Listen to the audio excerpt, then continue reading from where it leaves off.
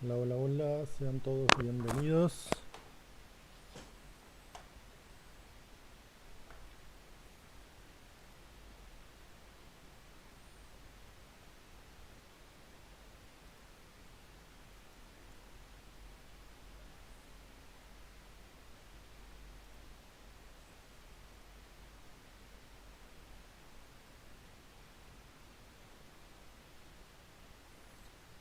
Veremos quién anda por ahí.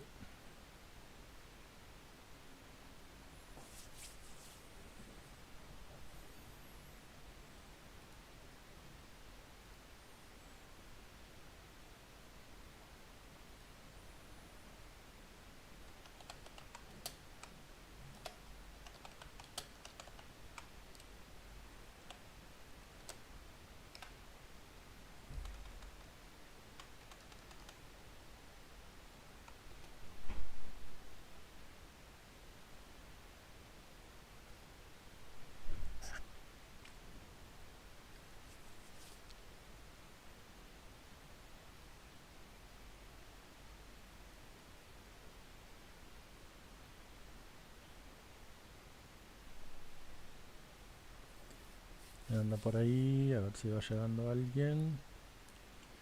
Turno de B8.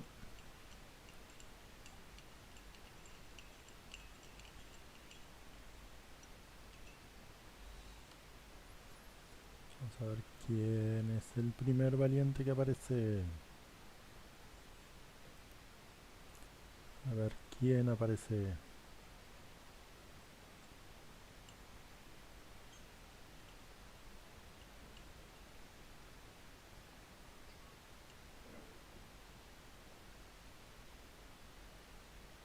¿Hay alguien ahí?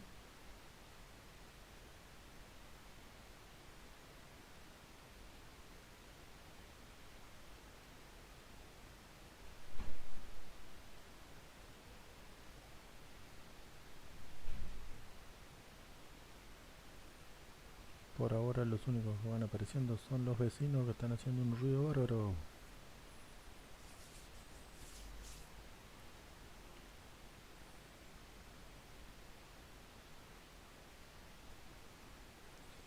Bueno, voy arrancando y compartiendo algunas cosas que se van a ver hoy.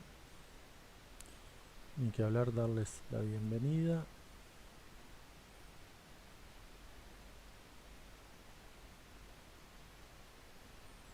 Recuerden que en nuestro caso nos vamos a estar reintegrando en unos días.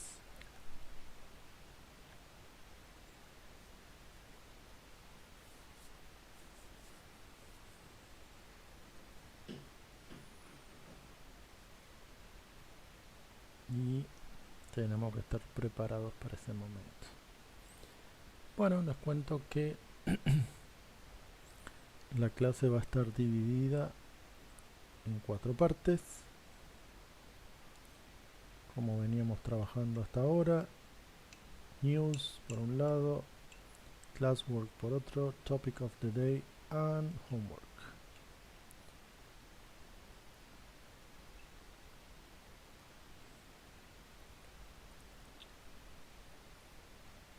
En cuanto a las noticias,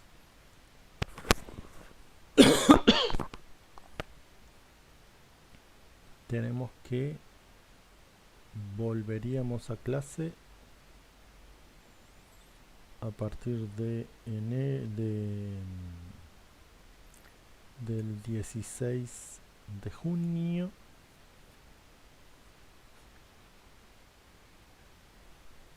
Es decir, que dentro de 2 semanas estaríamos volviendo a clase.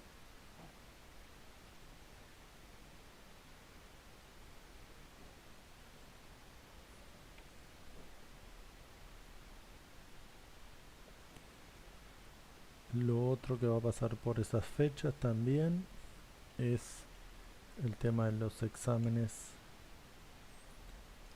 del periodo marzo-abril, el periodo de exámenes que se utiliza normalmente para los que están de oyentes o provisorios. Eso se va a hacer en la primer quincena de junio también. Luego sabemos que las clases van a tener un parate en julio, ya que las vacaciones de invierno en este caso durarían una semana. Eso es lo que sabemos por ahora.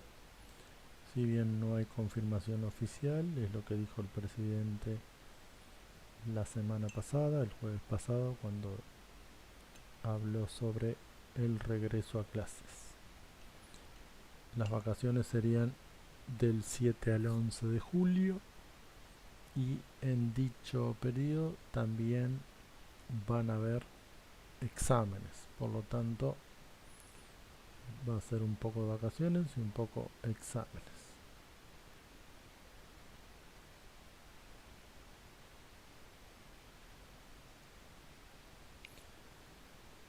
Siguiendo con el marco de actividades, nosotros vamos a tener por un lado lo que es la clase presencial, que por ahora y aparentemente sería la mitad de las horas de clase que se van a destinar o se van a ir viendo según un horario que se va a formar, que va a ser distinto del que teníamos. ¿Por qué? Porque algunas materias van a ser solo online y otras materias van a ser presenciales y online. ¿Ello qué implica? Bueno, implica que en algunos casos tengo la chance de ir al liceo a estudiar y en otros casos tengo que seguir trabajando online. Las pruebas especiales no han sido fijadas, pero recuerden que el periodo normal o habitual de dichas pruebas es 15 días antes de las vacaciones de julio y 15 días después de las vacaciones de julio.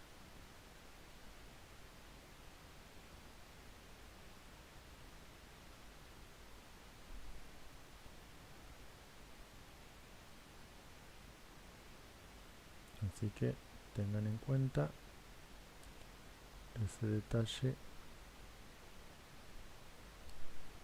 no menor. Bueno, volviendo a lo que son los trabajos de clase, hay que tener en cuenta, por un lado,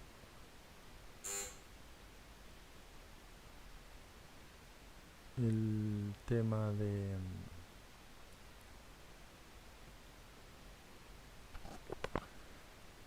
esperen un momentito.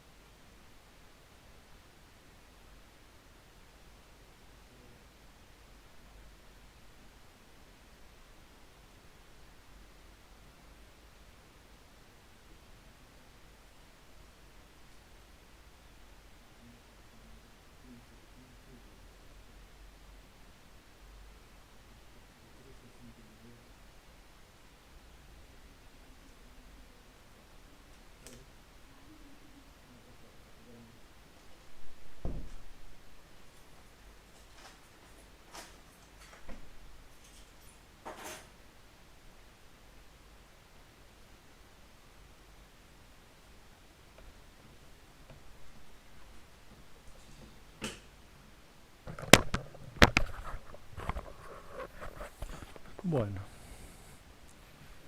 sigo después del exabrupto, cayó visita y como esto es en vivo, no hubo más remedio que cortar y seguir. Bueno, seguimos trabajando por Edmodo y Google Classroom. Recuerden usar los nombres reales, ver qué es lo que me pide el ejercicio antes de hacerlo, ¿sí? Porque está pasando que los hacen de cualquier forma sin tener en cuenta las instrucciones. Y seguir las instrucciones, sobre todo lo que se les pone entre paréntesis, es fundamental. Ustedes tienen que seguir las instrucciones, tienen que tener en cuenta lo que les pide el ejercicio. He dejado material en ambas plataformas. Esto va a quedar grabado para ver en YouTube. También voy a tratar de subirlo a las plataformas, así lo agrego como material. Como siempre, si tengo dudas de algo, voy a los videotutoriales y ahí me fijo. Y como siempre, si aún así no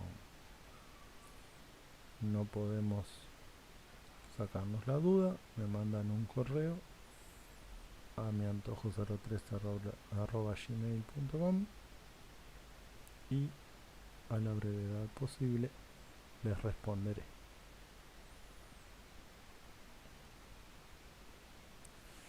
Bueno, topic of the day. Para hoy teníamos describing a city. Una cosa que quiero ver por las dudas.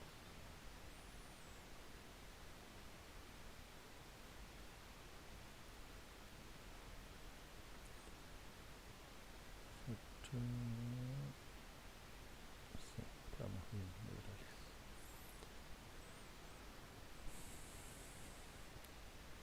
Topic of the day, describing a city. Yes, here you have some of them, some of the most famous cities. You have Moscow, London, San Francisco, Seattle, among others.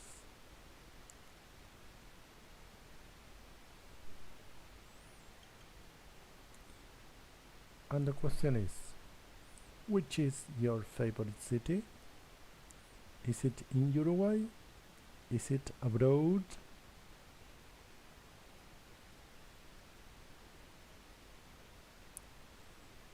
Think about South America.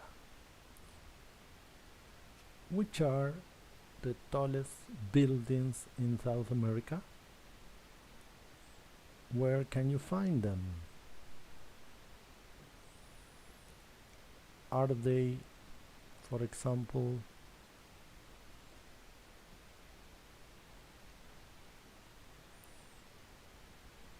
in some of these cities?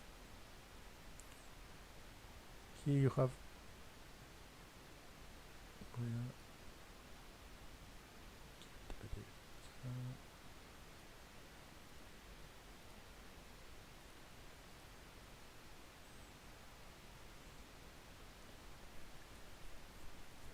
I repeat, here you have South America famous skyline collection, and we are talking about the buildings, maybe skyscrapers, towers, churches, etc., that can be found in Buenos Aires, en Quito, en Río de Janeiro, Montevideo, Santiago, Sao Paulo, Cusco, Lima, Bogotá, and Medellín. In your opinion, which do you think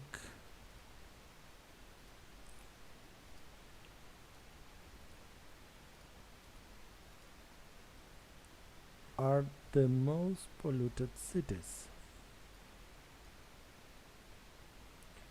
Which are the most polluted cities? Which are the most dangerous cities that we have in South America, or maybe in the whole world?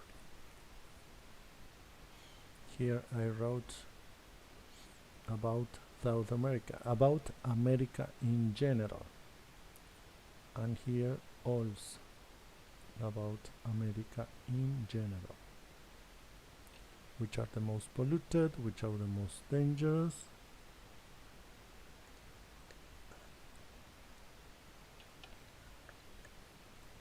And then think about Uruguay.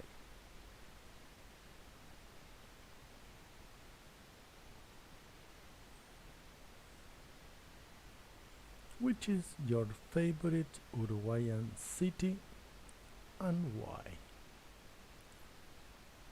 What can you do here?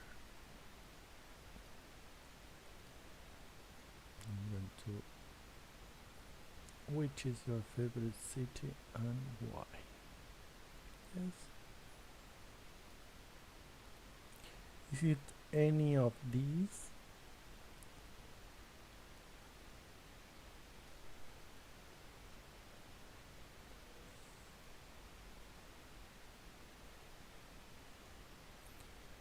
Is it Colonia del Sacramento?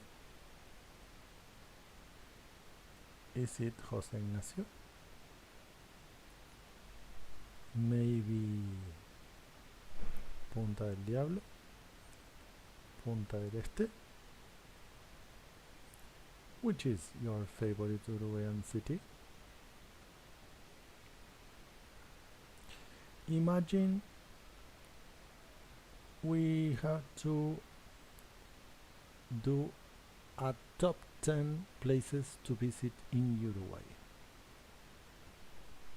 Which are those top 10 places to visit?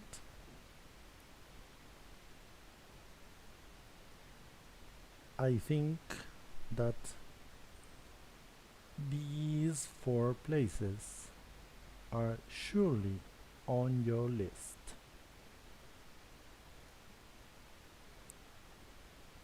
But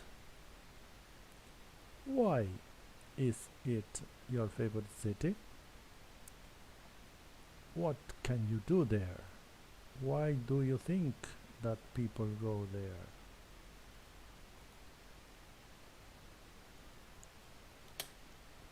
Why do you think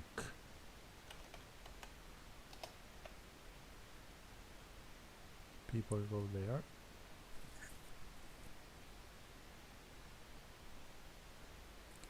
What about the people that live there? Are they kind? Are they disgusting? What can you tell me about the place that you love going? And whenever we think about a place, we obviously think about positive and negative aspects.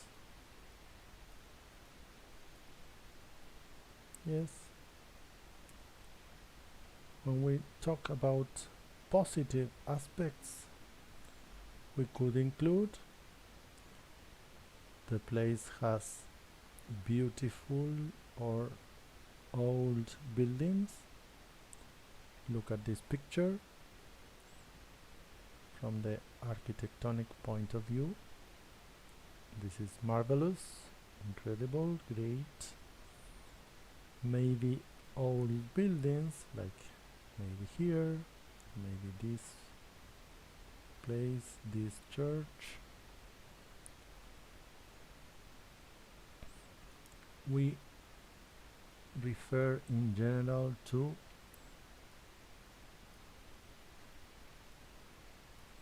towers, monuments, stadiums, shoppings, etc. Yes, whatever building which is in a way attractive to people.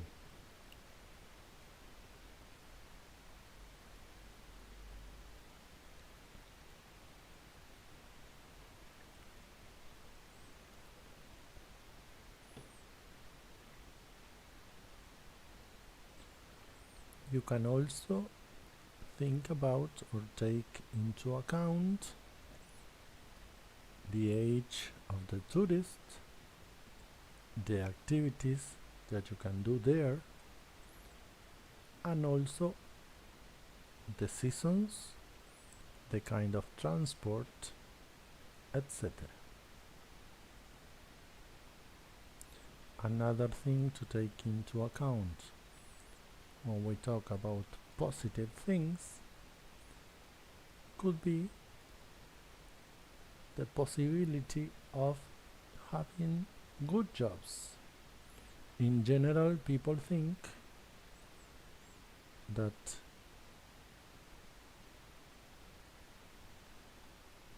having or getting a good job is easier in the city rather than in the countryside. That's why people move from the countryside into the city. But let's think about the opposite. Let's think about the negative aspects of a city. When we talk about negative aspects, what are we talking about? Well, we are talking about transport, or better to say, lack of transport. Yes.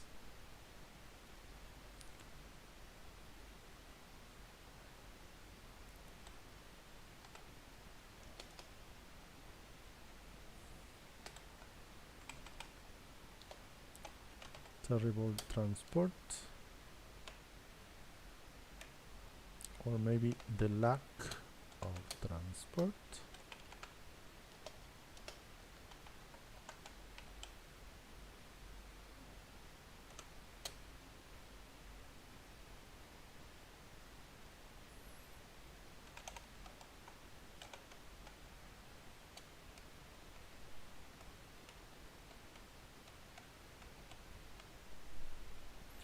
Disgusting people, crime, pollution, etc.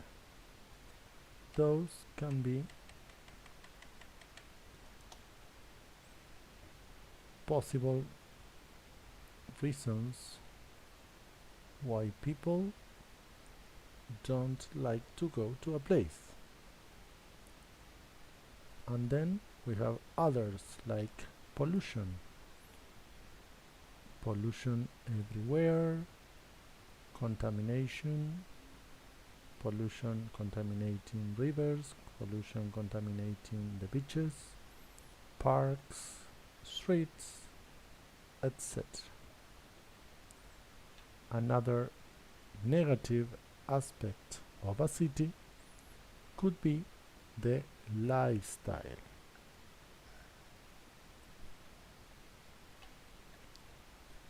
One thing that is common in general in big cities is when people live in a rush. What does it mean that people live in a rush? Well, it is when people go or are all day running or going from one place to the other like crazy. Yes, You have one expression that is to live or to stay all day like in a rush hour. Live in a rush is when you have the rush hour, when you are talking about the rush hour. What is the rush hour? It is what we call la hora pico. And that is to say, at 12 or 1 p.m., when people get out of schools, high schools, universities, and from morning jobs, and then from 5 p.m. that people get out of schools, high schools, jobs, maybe at 6, at 7, or at 8 p.m. Those are what we call the rush hour, the rush period. Yes, we have the hora pico, and sometimes that hora pico goes for about 2 or 3 hours. So, to reorder things, we talked about cities, describing cities. We talked about your favorite city, maybe a ranking. Could it be in Uruguay or could it be abroad?